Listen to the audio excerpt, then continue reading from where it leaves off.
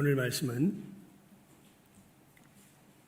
사도 바울이 우리가 주님 안에서 누리게 될 영광이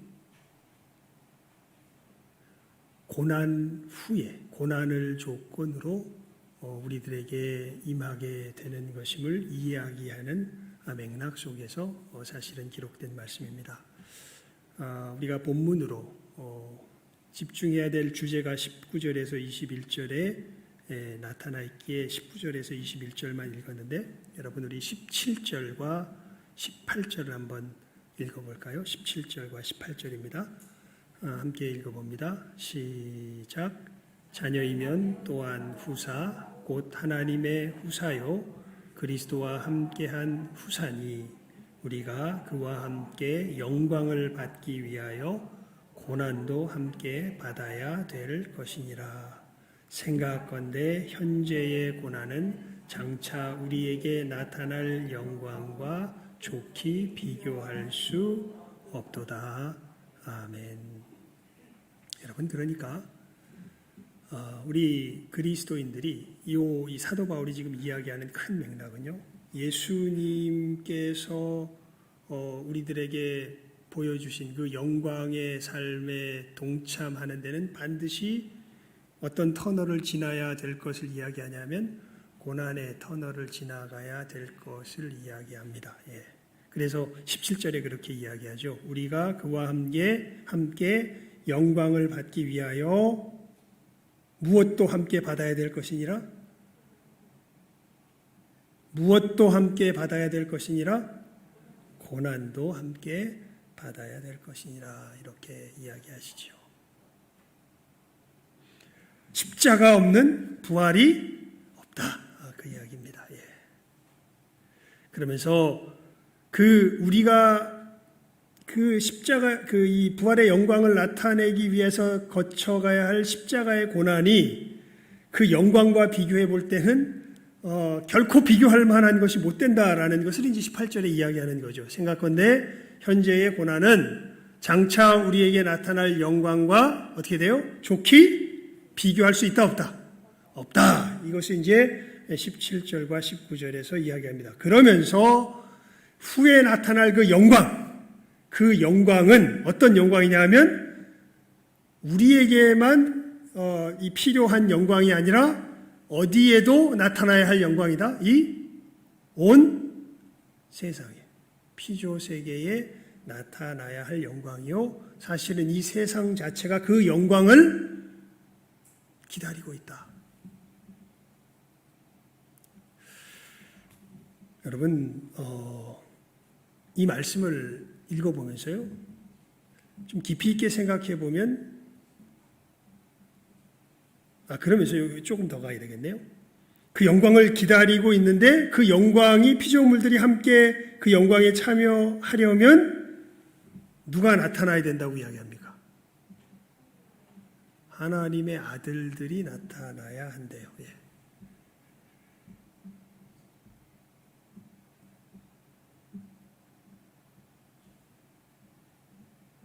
여기서 아들들이라는 건 모든 사람들을 의미하죠. 그래서 우리 21절에 보면 하나님의 자녀들의 영광의 자유에 이르는 것이니라 이렇게 이야기하고 있죠. 여러분, 하나님의 영광이 이 세상에 나타나는데 꼭 누가 나타나야 된다고 지금 여기에 기록하고 있습니까? 하나님의 자녀들이 나타나지 않으면 이 세상에 하나님의 영광이 마치 나타나지 않는 것처럼 이 말씀이 기록하고 있죠. 정말 그렇습니다. 그래서 피조물에 고대하는 바는 누가 나타나는 것이다. 하나님의 아들들에 나타나는 것이다. 왜냐하면 피조물들이 허무한데 굴복하는 것은 자기 뜻이 아니라 오직 굴복해 하시는 이로 말미암음인데 이 상황이 이제 우리가 어디에서 확인할 수 있냐면 창세기 3장에서 확인할 수 있죠. 여러분, 아담과 하와가 타락하면서 이 피조세계 가운데 무엇이 나타나기 시작합니까? 가시와 엉겅퀴가 나타나기 시작하죠.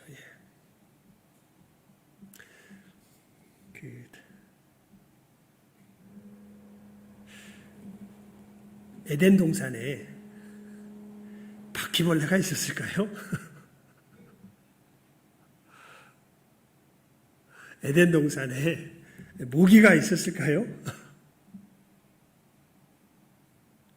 여러분 이 처음에 이 짐승들의 먹이가 뭐였는 줄 여러분 기억하세요? 처음 이 세상이 처음 창조되었을 때 아담과 하와가 타락하기 전에 처음 창조되었을 때에 이 짐승들의 먹이가 뭐였을까요? 식물이었습니다. 사람들의 먹을 건 뭐였을까요? 여러분 성경 제대로 안 보세요? 사람들의 먹을 건 뭐였을까요? 나무에서 나는 과일이었습니다. 그냥 성경이 그렇게 기록돼요. 나무에서 나는 과일. 여러분 요즘은 잘 못 보는데 이상하게 잘 안 보이대. 허수아비 이런 거. 예. 며칠 전에 한번 논이 있는 데를 이렇게 한번 지나가 봤는데 새노랗게 익었는데 허수아비 같은 게 잘 안 보여요. 이 참새가 다 어디 갔나 모르겠어요. 예. 그런데 예전에는 논에 뭘 많이 세워놨습니까? 허수아비를 많이 세워놨지. 왜 그러냐면 모가 와서 막 쪼아 먹어요. 새가 와서. 사실 여러분 이 쌀은 이게 원래 누구 먹이였을까요? 누구 먹으라고 하나님이 지으신 걸까요? 이게 새 먹으라고 지은 건데 이거 지금 누가 먹어서 우리 사람이 먹어서 지금 둘이 이제 먹이 갖고 이제 싸움하고 있는 게 이제 그런 모습인 거죠. 사실은 원래 사람들에게는 하나님께서 나무에서 나는 고급 과일을 먹도록 하셨습니다. 우리는 원래 뭘 먹고 사는 존재가 아니었어요. 원래 하나님께서 지으셨을 때는 고기 먹는 존재가 아니었어요. 예. 고기 먹고 살지 않게 그렇게 만드셨습니다. 짐승들도 뭐 먹고 살지 않았어요. 고기 먹고 살지 않았어요. 예. 그런데 언제부터 성경을 보게 되면 범죄한 이후에 그리고 명확한 표현은 노아의 홍수 이후에 보면 그때부터 무엇을 먹을 것을 하나님께서 허락하시냐면 고기를 먹을 것을 허락하십니다. 그러니까 우리가 사는 환경 자체가요 언제를 기점으로 어마어마하게 바뀌어버립니까? 노아의 홍수를 기점으로 어마어마하게 바뀌어버리죠. 지난 월요일 날 시찰회에서 단양 근처로 이제 이렇게 함께 갔었습니다. 거기 보니까요 성문이라는 게 있더라고요. 신기한 문이던데 그게 어떤 거냐면 자연적으로 이렇게 돌이 이렇게 엄청나게 크게 쌓여가지고 이렇게 돌문이 이렇게 생긴 거예요. 그 어떻게 됐을까 추측하기로는 거기 편말에 보니까 원래 동굴 입구였는데 동굴이 뒤에가 다 무너지고 그 입구만 남아서 이렇게 된 거다 이렇게 이야기를 하더라고요. 그 도대체 어째 그럼 그렇게 생겼을까 생각해 보면 그저 우리 성경을 우리가 믿는 우리들로서는 그 노아의 홍수 때 아마 그런 일들이 일어나지 않았을까 그런 생각이 듭니다. 하여간 이 노아의 홍수를 중심으로 우리가 사는 세상이 격변했죠. 예. 그렇게 되면서 우리가 고기도 먹게 되고 또 여러분 이 하나님께서 지으신 자연 세계가 그런 점에서 원래 창조하셨던 세계에서 비틀렸죠. 그래서 육식 동물이 생기고 초식 동물이 생기고 또 모기가 아마 그 수컷 모기는 여러분 큰 모기 보고 되게 떨잖아요. 우리가 엄청나게 큰 모기 있죠. 수컷 모기는요 이슬만 먹는답니다. 걔들은 사람 피 안 빤대요. 원래 그 조그만 암컷 모기들이 그 사람의 피를 빨아서 자기 번식하려고 하지 수컷 모기는 아주 그 고고한 곤충입니다. 이슬만 놓고 산다 그래요. 그러니까 큰 모기 보고 좀 징그럽긴 하지만 그거 죽이지 마십시오. 걔들은 이슬만 먹고 산답니다. 피조물들이 사람의 타락 속에서 참 놀랍죠. 여러분 사람의 타락 속에서 같이 허무한데 굴복하게 된 것을 성경이 우리들에게 이야기합니다. 그러면서 성경을 우리가 가만히 보면요. 여러분, 하나님께서 세상을 심판하실 때 뭐까지 한꺼번에 심판하세요? 짐승들까지 심판하시죠. 그러면서 누구는 건지세요. 노아는 건지세요. 그러면서 노아와 함께하는 모를 또 같이 건지세요. 짐승들을 같이 건지세요. 왜 이야기를 제가 자세하게 하냐면요. 하나님께서 만드신 우리 존재가 어떠한 존재인가 하는 것에 대해서 우리가 분명한 인식을 가지고 있어야 합니다. 여러분, 놀랍게도요. 우주의 물질적인 중심을 하나님께서 우리로 삼으셨습니다. 그러니까 우리가 어떻게 되느냐에 따라 우주가 어떻게 되느냐가 우리가 어떻게 변하느냐에 따라서 변해가기 시작해요. 성경을 보면 그러한 것을 우리들에게 분명하게 보여주고 있습니다. 그것을 여실하게 나타내주고 있는 것이 오늘 본문 말씀이죠. 다시 한번 읽어볼까요? 우리 19절에서 21절까지 말씀입니다. 시작하면 읽습니다. 시작. 피조물에 고대하는 바는 하나님의 아들들에 나타나는 것이니 피조물이 허무한데 굴복하는 것은 자기 뜻이 아니요 오직 굴복해 하시는 이로 말미암음이라. 그 바라는 것은 피조물도 썩어짐의 종노릇한 데서 해방되어 하나님의 자녀들의 영광의 자유에 이르는 것이니라. 아멘.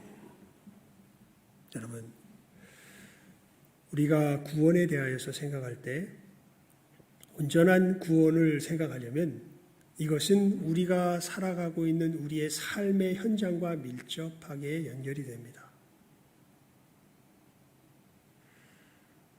솔직히 예전에 신앙생활 하시던 우리 어른들은요, 지금 내가 살아가는 삶에는 그렇게 큰 신경을 잘 못 쓰셨어요. 그냥 내가 예배 잘 나오고 나쁜 일 안 하면 되지.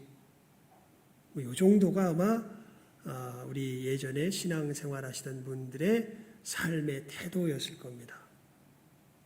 그러면서 그래, 예수 믿는 가장 주된 이유는 내가 죽어서 어디 가려고?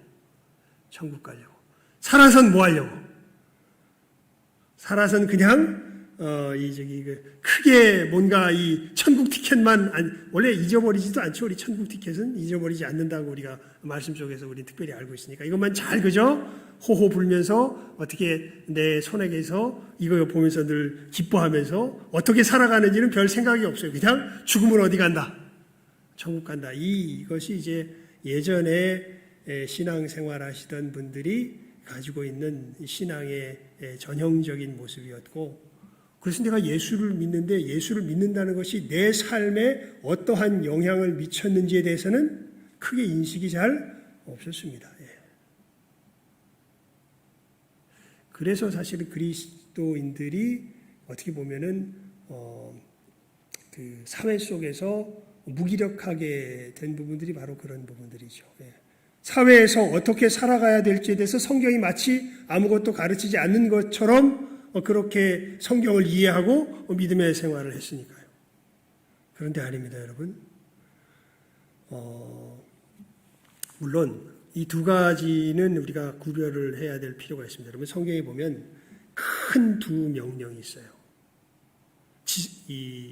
하나님께서 우리 인간을 향하여 바라신 큰 두 가지 명령이 있습니다. 하나는 마태복음 28장 18절에서 20절로 이 대표되는 이 선교의 명령이죠. 제자를 삼아라. 두 번째 명령은 창세기 1장 26절에서 28절에 나오는 문화 명령입니다. 이 세상을 어떻게 해라? 다스려라.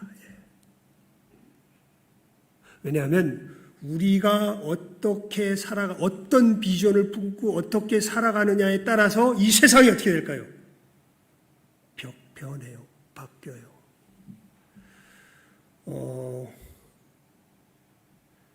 어제 유시민 씨가 운영하는 유튜브 채널이 있죠. 그 책 이렇게 소개하는 채널이 있습니다. 요즘 보니까 유시민 씨가 정치 얘기는 아무 얘기도 안 해요. 제가 보니까 정치 얘기는 안 하고 책 소개만 열심히 하고 있습니다. 예. 근데 책 소개 무슨 책을 소개했냐면 한 말씀 내가 정확하게 기억을 하고 있나? 예. 좀 제목이 좀 그거죠. IT 역사의 거의 모든 것? 뭐 그런 책을 유시민 씨가 소개를 하더라고요. 그 저자는 제가 지금 갑자기 이름을 잊어버렸는데 굉장히 똑똑한 사람이더라고요. 예.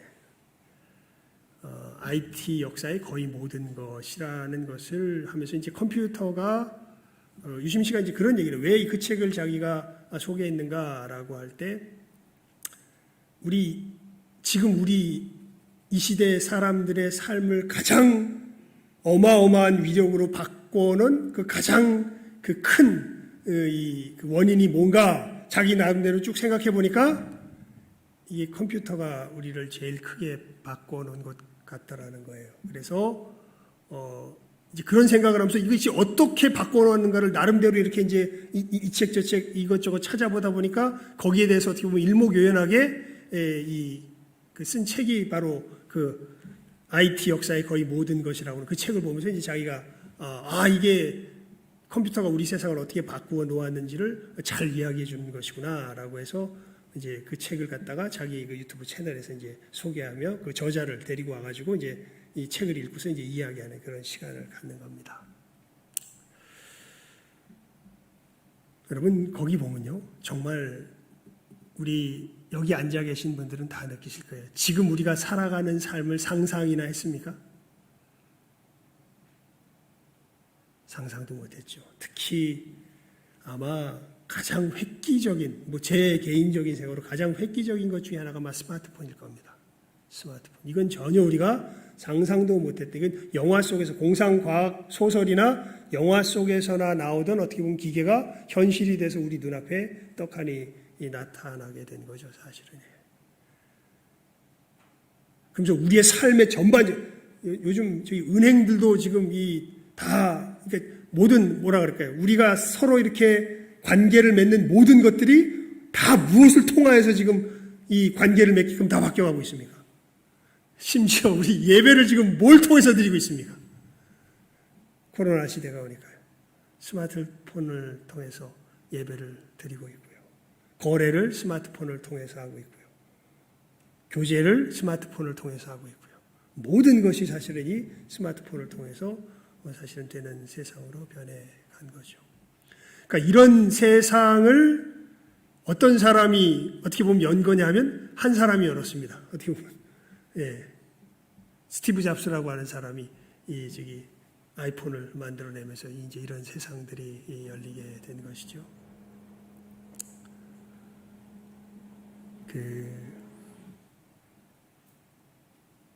그러면서 이제 제3의 물결이니 예전에 이 1970년도, 80년도 이때에 세상을 보는 하나님께서 지혜를 주신 뛰어난 학자들 같은 경우에는 우리가 사는 세상이 이런 식의 개인용 컴퓨터가 나오고 이런 것들이 점점 이렇게 돼서 개인화되고 이렇게 될 것을 예견하면서 이제 세상이 이렇게 변할 거다라는 얘기를 사실은 던져놨는데 이 개인용 컴퓨터가 멕시코 어딘가에 나오는 것을 이 시발점으로 해서 미국의 그 스티브 잡스나 무슨 이런 사람들이 그것을 가지고 이것이 세상을 바꿀 거다 생각을 하고서 그 비전을 가지고 그 세상을 바꿀 물건을 만들어내서 이 세상이 이렇게 바뀌어버린 거죠. 여러분, 그러니까 우리가 살아가는 이 삶의 전반적인 틀이 누구 하나의 비전으로 바뀌어버린 거예요. 스티브 잡스라고 하는 사람의 그 비전 하나로 사실은 바뀌어버린 것이 지금 우리가 살아가는 삶의 모습이 된 거죠. 왜 이야기를 하냐면 우리가 그 사람은 우리가 사는 삶의 환경 정도에 영향을 미쳤지만 여러분 지금 코로나가 왜 이렇게 극성이고 난립니까?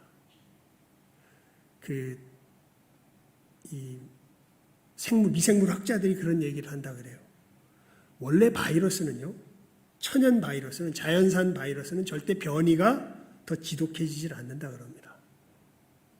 근데 지금 델타 변이 무슨 변이 하면서 나오는데 이게 원래 바이러스보다 어떻게 돼요? 더 지독한 놈들이 나와요.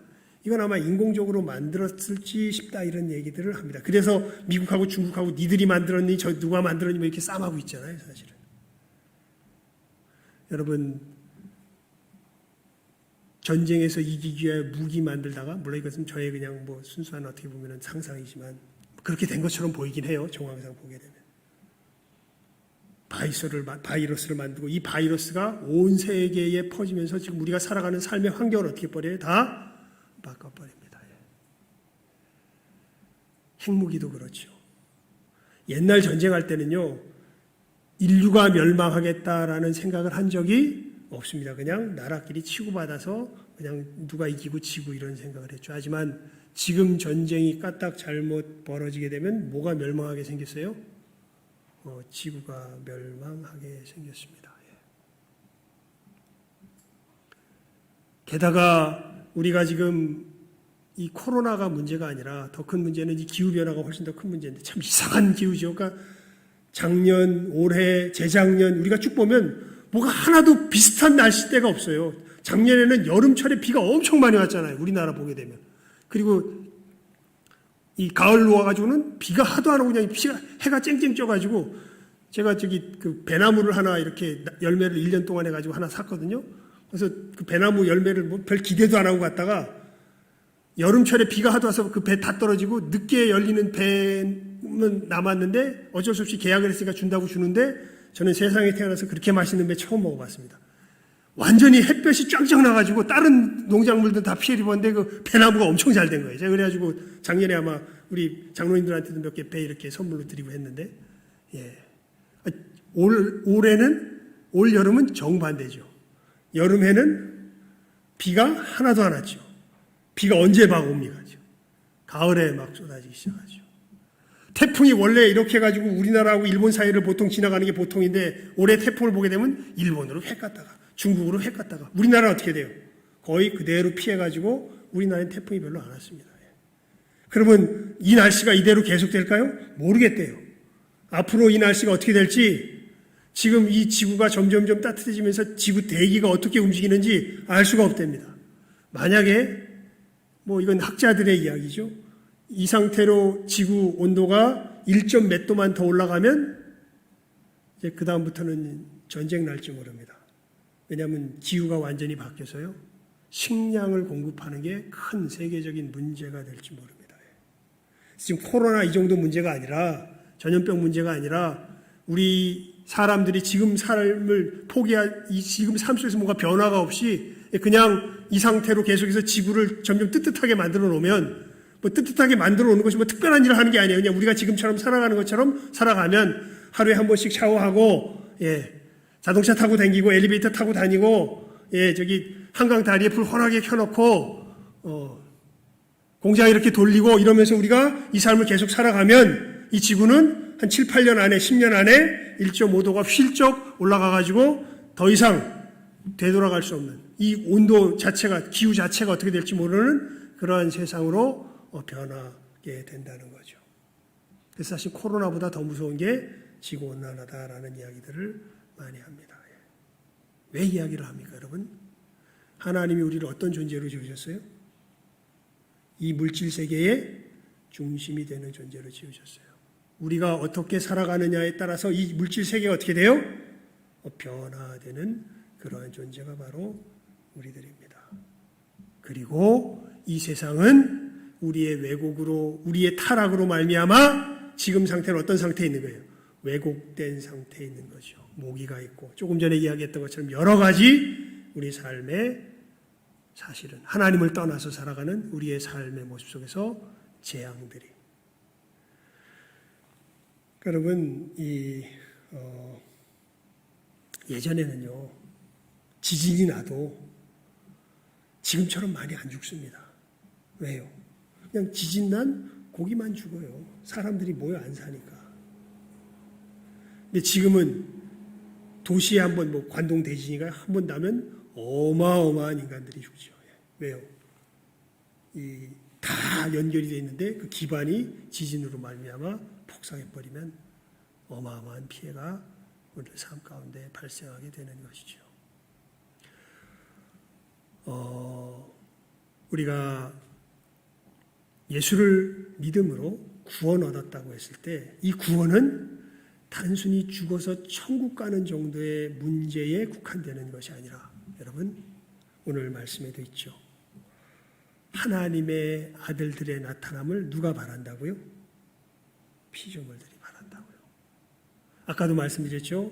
주님 하나님께서 우리에게 주신 명령은 크게 두 가지가 있다. 하나가 무슨 명령? 선교 명령. 다른 하나는 무슨 명령이 있다고요? 문화 명령.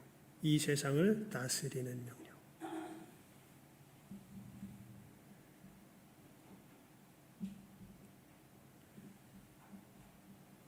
아까 유시민 씨의 이야기를 했잖아요. 그래서 이 IT 역사의 거의 모든 것이라고 하는 이 책을 그 사람이 왜 썼는지를 이 대담을 통해서 이야기하는데 이런 얘기를 합니다. 그러면서 과학자들이 정신 차려야 된다. 자기가 볼 때. 왜냐하면 그러니까 예를 들면 이 컬러 모니터가 나오고 이렇게 이 컬러 모니터가 왜 나왔는지 그 이유가요. 그걸 왜 컬러 모니터를 예전에 이 컴퓨터가 처음 개발됐을 때는 컬러 뭐 이런 걸 생각하고 국가에서 여러 가지 복잡한 계산을 하는 데 쓰거나 컴퓨터는 이 제2차 세계대전 때 독일의 애니그마라고 하는 암호를 깨부수기 위하여서 이제 튜링이라고 하는 천재적인 어떤 수학자가 있었어요. 이 사람이 그 암호를 깨는 그런 그 방식을 연구하다가 만들어낸 그 튜링의 머신, 튜링 머신이 사실 컴퓨터의 전신입니다.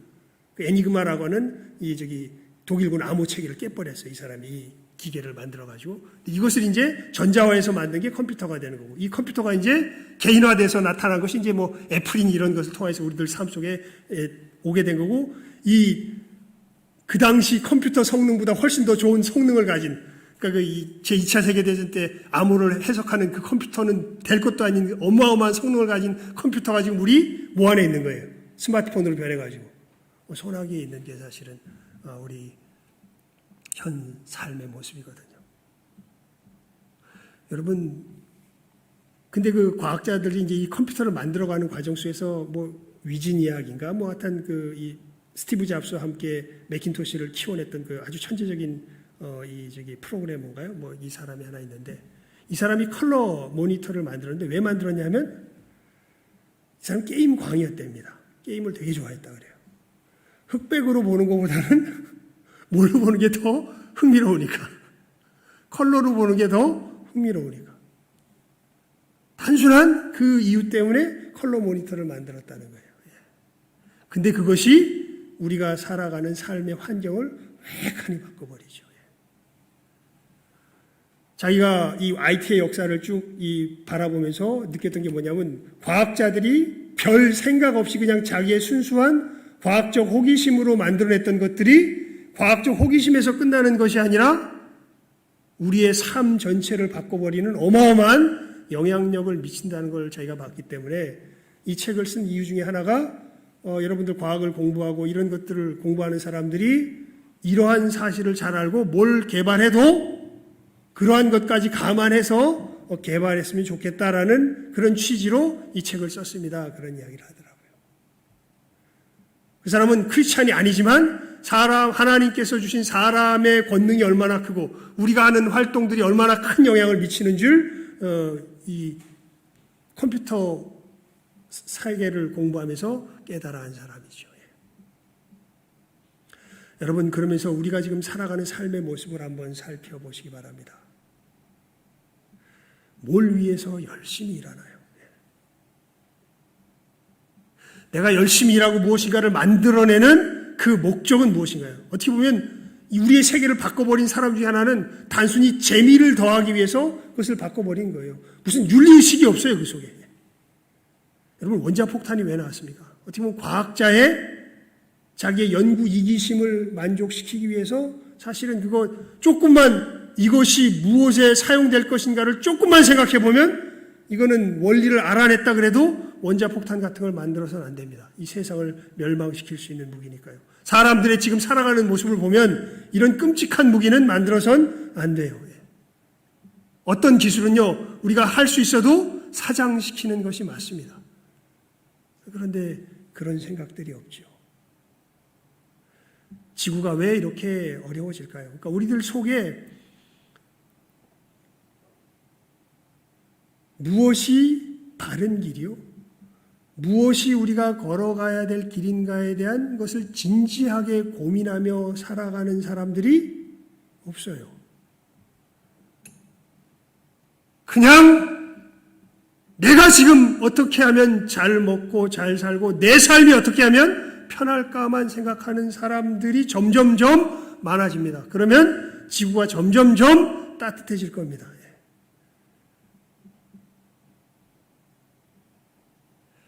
여러분, 다시 우리 오늘 말씀을 한번 읽어볼까요? 19절에서 21절까지의 말씀입니다. 시작하면 읽습니다. 시작.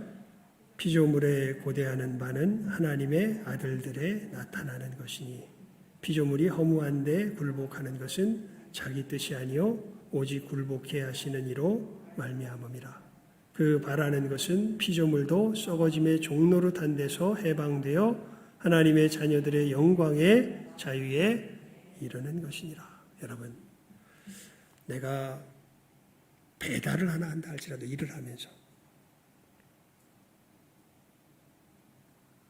내가 간판을 하나 칠한다 할지라도 드라이버를 하나 박는다 할지라도 이것이 점점 발전하면 컴퓨터를 만들게 되고 AI를 만들게 되고 여러 가지 사업 시스템을 만들게 되고 여러 가지를 우리가 만들어야 되겠죠. 이런 것들을 우리가 어느 누구도 만들지 않는 사람이 없습니다. 우리 하다못해 집에 가면 어머님은 뭐를 만들어요? 음식을 만들죠. 우리 각자 사람들이 뭘 만들어내지 않는 사람들이 없어요. 하나님의 창조적인 이 능력을 부여받아서 그 창조성을 부여받아서 우리 사람들은 다 무엇인가를 만들게끔 하나님께서 지으셨어요. 근데 그 초점이 무엇이 되어 있습니까? 여기 보면 하나님의 영광을 드러내는 것을 만드는 자들이 누구예요? 하나님의 자녀들이에요. 세상 사람들은 자기 영광, 자기 욕심을 드러내는 걸 만들겠죠. 그러면 어떻게 돼요? 지구가 뜨뜻해지고 세상이 망하는 거죠. 하나님의 영광을 드러내는 것들이 이 땅 가운데 하나하나 실현이 돼야 최소한 이 지구가 덜 망하는 방향으로 아마도가 아니라 그나마 유지가 되겠죠. 근데 그건 저는 분명히 믿어요. 여러분, 지구가 온난화돼서 우리가 굶어 죽어서 지구가 멸망하게 되지는 않을 것 같아요. 왜냐하면 그 전에 예수님 오신다 그랬어요. 성경에 보면요, 우리가 자멸하는 길은 안 나타나요. 하나님께서 재림하셔서 예수님 재림하셔서 심판하심으로 끝나게 되지. 그런데 그것이 어떻게 유지가 되는가? 요한계시록을 자세히 읽어보면요, 어떤 사람들이 끊임없이 이 세상은 파멸로, 욕심으로, 파괴로, 멸망으로 향해 달려가는데 어떤 사람들이 그것을 끊임없이 막아내냐 하면 어떤 사람들일까요? 하나님의 자녀들입니다. 하나님의 사람들이 그 속에서 흰옷을 입고 이 세상의 멸망의 길을 달려가는 것이 아니라 이 멸망의 길을 달려가는 속에서 자기를 희생하면서 하나님의 영광의 자유를 자기의 삶 가운데 이뤄내는 길을 걸어가요. 그렇게 되면서 세상은 균형이 맞춰지는 가운데 주님 오실 날까지 지속이 되는 것을 요한계시록이 기록하는 것을 볼 수 있습니다. 오늘 왜 이 본문을 붙들고 이 말씀을 우리가 함께 나눕니까? 여러분, 우리의 삶이 결코 아무렇게나 그냥 편하게 천국 갈 구원의 티켓만 붙들고서 우리가 그저 이래도 좋고 저래도 좋고 살아가는 삶이 그리스도인의 삶이 아니라 하는 것입니다. 하나님께서 우리들 심령에 보여주시는 내가 만들어내고 내가 살아가고 내가 일하는 것에서 하나님의 영광을 나타내도록 하는 그 분명한 비전들을 하나님의 사람들 그리스도인들에게는 분명하게 주십니다. 가장 기본적으로는 정직한 삶에서부터 시작되고 부정을 저지르지 않는 것에서부터 시작되고 물건을 하나 만들어도 사람들에게 유익이 되도록 그저 내가 돈을 벌기 위해서 그냥 만드는 것이 아니라 사람에게 유익이 되도록 만들며 좀 더 큰 지혜를 가진 사람들은 우리들의 해로움을 줄여내고 유익함이 더할 수 있도록 하나님께 주신 지혜를 사용해서 이 하나님의 삶이 내게 보여주신 이 삶이 우리들 가운데 제대로 펼쳐지도록 하는 이 분투와 노력을 하도록 회복시킨 것이 우리를 구원하신 구원의 이 삶의 현장의 모습이 되는 것이죠. 여러분, 결코 이 삶이요 쉽지가 않습니다. 우리 이 고난이, 그래서 내가 고난 얘기를 한 건데 이 얘기를 하고 말씀을 맺을 텐데요. 우리가 그리스도인으로서 살아가려면요, 아마 이 비유가, 이 이야기가 가장 현실적인 모습을 잘 나타낼 것 같아요. 뭐냐면 비글의 이파리라고 하는 그런 이 톨킨이 지은 단편 소설이 있습니다. 톨킨 아시죠? 저기 반지의 제왕, 예, 왜 안정환이가 자꾸 생각해? 반지의 제왕 안정환이가 아니라 이제 그 유명한 소설이잖아요. 우리 그 소설, 그 대하 소설이죠. 정말 어마어마한 규격의 어마어마한 소설인데, 이 소설을 톨킨이 사실은 이 사람이 엄청난 완벽주의자라 이 어마어마한 세계관을 기반으로 한 소설을 쓰려고 막 구상을 하다가 포기를 했다 그래요. 너무 복잡해가지고. 아니다, 이거 못 쓸 것 같다. 그러다가 이 사람이 비글의 이파리라고 하는 단편 소설을 하나 쓰면서 자기가 쓴 소설 속에서 격려를 받고, 이 톨킨이라는 사람은 C.S. 루이스를 전도한 사람입니다. 아주 훌륭한 그리스도인이에요. 자기가 쓴 소설 속에서 격려를 받고 결국 그 대작을 전쟁 기간 동안에 이제 완성하게 됩니다. 근데 그 소설의 내용이 뭐냐면요, 한 화가, 비글이라고 하는 한 화가가 있었던 거예요. 근데 이 사람이 어느 날 꿈속에선지 정말 어마어마하게 찬란하고 아름다운 나무를 하나 봐요. 자기 이 영상 속에서. 그래서 자기 예술가로서의 꿈이 뭐냐면 그 나무를 제대로 그리는 거예요. 그래가지고 이 사람이 이 자기 그 집의 벽인가요? 어디 큰 이제 화선지인지 뭐 하여튼 하나 놓고서 그 나무를 생각하면서 그 나무를 이제 그려가기 시작하는데, 이게 나무가 이파리 하나하나가 너무나 대단해가지고 계속해서 그리는데, 이파리 하나 지금 겨우 이제 그려가고 있는 도중에 이 사람이 너무 너무 착해가지고 그 옆집에 있는 자기를 귀찮게 하는 그 못살게 구는 못된 이웃이 있어요. 뭐 힘들면은 뭐 좀 사다 달라 그러고, 감기 들면 약 사다 달라 그러고, 뭐 이렇게 하여튼 이 사람을 계속 괴롭히는 그런 이웃이 있는데, 이 사람이 너무 착해가지고 그 사람이 부탁하면 거절을 못해. 그래가지고 그거 해주고, 또 와서 그 나무를 생각하면서 이렇게 그리다가 보면 나뭇잎에 그 잎사귀에 요거 몇 개 이게 그리다가 또 뭐 부탁하면 또 해주고 하다가 어느 날 자기도 감기가 걸렸는데 걔가 뭐 감기약 사다 달라 그랬나 뭐 하다 이게 심부름 하다가 그만 폐렴이 걸려가지고 죽습니다.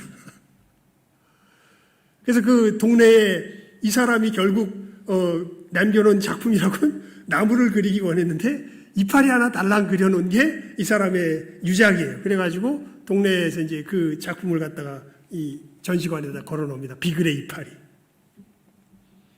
참 인생 남긴 거 없는 인생처럼 보이는데요. 놀랍게도 그 이제 톨킨이 뒤에 이런 이야기를 써요. 이 비글이 죽어서 이제 천국에 가죠.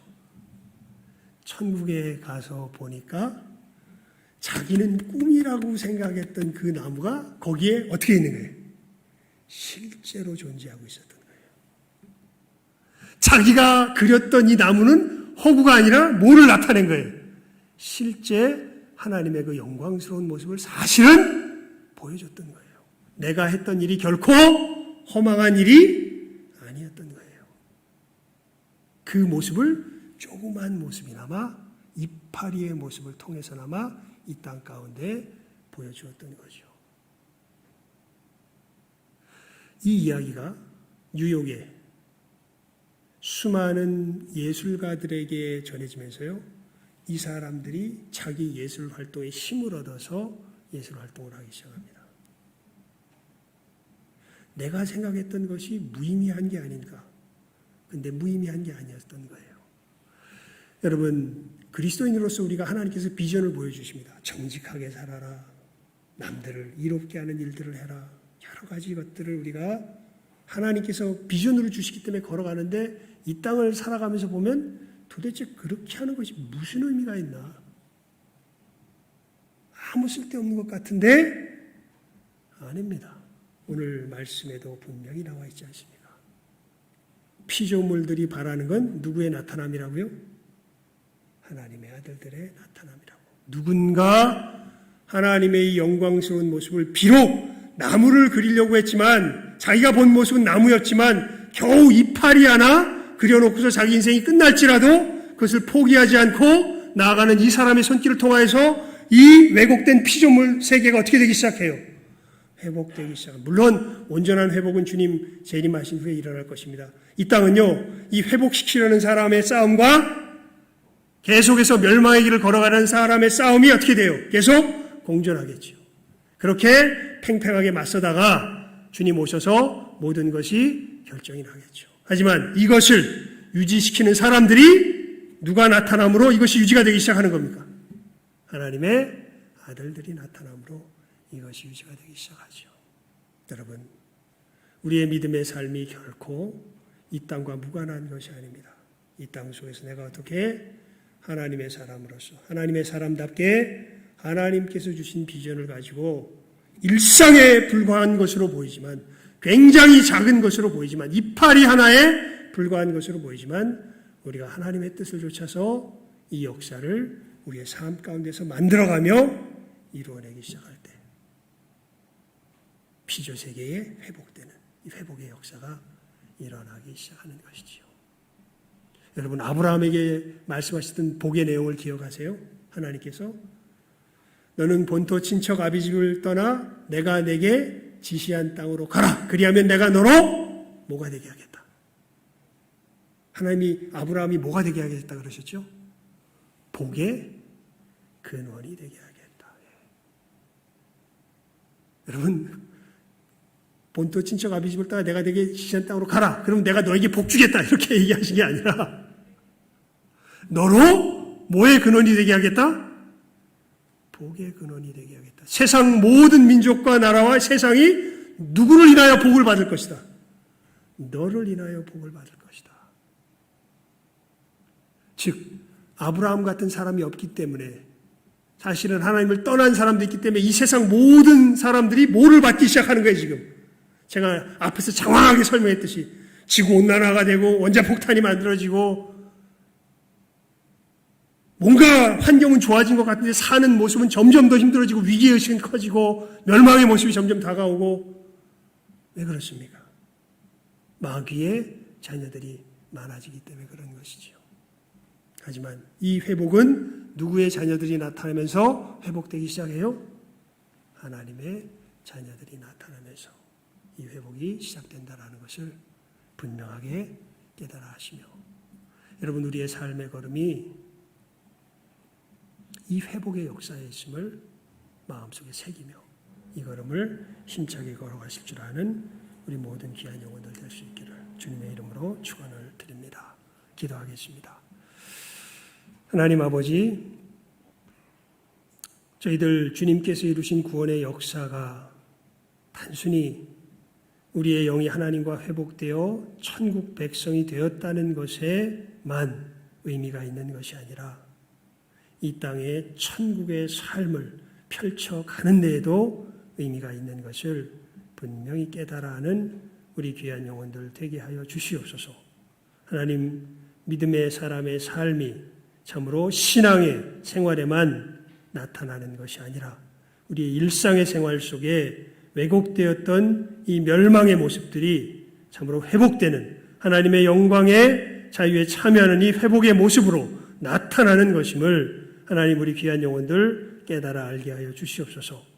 하나님께서 나로 세우시고 나로 일하게 하시며 나로 움직이게 하시며 만들게 하시는 그 모든 것들 속에서 내가 하나님의 영광을 나타내든지 아니면 썩어질, 참으로 사람의 썩어질 영광을 나타내든지 둘 중에 하나인 것을 저희들 기억하게 하여 주시고, 하나님, 참으로 하나님의 자녀답게 이 왜곡된 세상을 회복하며 나아가는 이 귀한 회복의 역사를 이제는 인식하며 이 역사를 이루며 나아가는 진정한 아브라함의 자손들, 복의 근원이 되는 우리 한 사람 한 사람 다 되게 하여 주시기를, 하나님께서 우리 마음속에 분명하게 각자의 새겨주신 그 비전들을 아무리 어렵고 힘든 일이 있다 할지라도 포기하지 아니하며 내 삶 속에서 하나하나 이루어 나아갈 줄 아는 우리 모든 귀한 영혼들 다 되게 하여 주시기를 간절히 바라옵고 소원하오며 모든 것